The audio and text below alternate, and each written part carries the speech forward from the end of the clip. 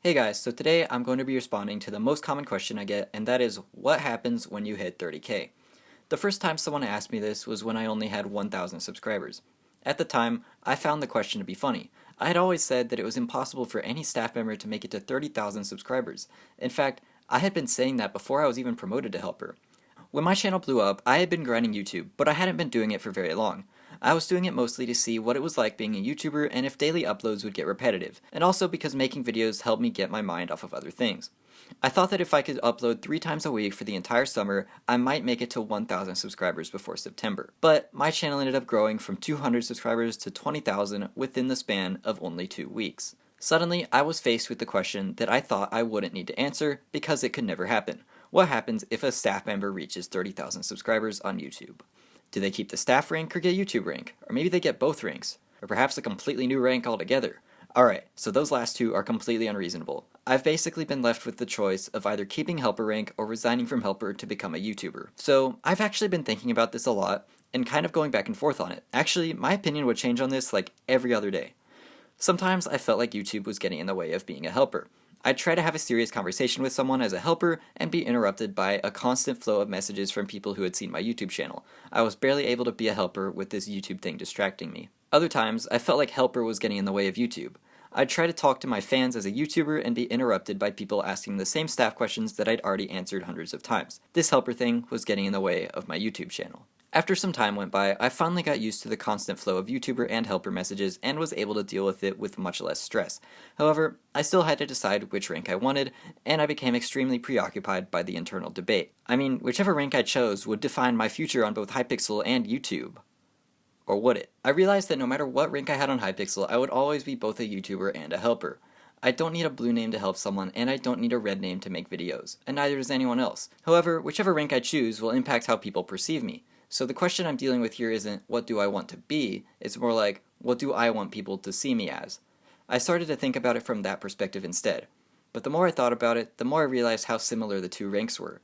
Both ranks are regarded as hard to obtain, and both result in having greater influence in the community. The only difference was that YouTubers spend a lot of time making videos for people to enjoy, while helpers spend a lot of time interacting with the community to make the server more enjoyable for everyone. I believe that I do fit both of these descriptions, or at least I try to fit both descriptions, and I'd like to be seen as both a YouTuber and a helper. So I needed to ask myself which rank represents me the best. So then I started looking back to what made me want to be a helper to begin with, and what made me want to make YouTube videos in the first place. I've already made a video about this, but to summarize it, I applied for helper because I wanted to make a positive impact on the community, and also because I wanted to improve myself. Alright, well what about YouTube? I already made a video about this, but to summarize it, I continued doing YouTube because I wanted to make a positive impact on the community, and also because I wanted to improve myself. Wait a minute. So now I've realized that not only are the ranks similar, but I have the same reasons for being both a helper and a YouTuber. So the last question that I asked myself, which is what finally made me decide between the two ranks, was probably the only question I should have asked to begin with. What do I want? Not thinking about other people, not thinking about who I want to be or anything beyond the present moment. Where I am right now, what do I want? And that's when I knew that at least right now, I wanted to be a helper. First of all, I've been on the staff team for almost a year, and I really like the sense of community inside it. After being a helper as long as I have been, I can safely say that staff are genuine, honest people who want to help improve the server. I don't know much about interactions between YouTubers at the moment, but I do know that I like the staff team and don't want to leave it. I know that I'd still be friends with many staff members even if I left the team, but I do not want to distance myself from that community in any way right now. Now, just because I'm not going to have the YouTuber tag doesn't mean I'm not a YouTuber. However, there is a certain type of YouTuber that I will never be, and that is someone who gets views by exploiting others and being mean to people. Any YouTuber can do this, not just Minecraft YouTubers, but I'm going to use the story of over at Boss059 as an example. The way I explain it in the video, My Biggest Mistake on Hypixel, displayed the situation as the case of online harassment that it was. But this situation could have also been looked at from a completely different angle, like a Minecraft trolling video for example, and people probably would have laughed at it without even realizing how horrible it made Overt feel. That video would have looked something like this.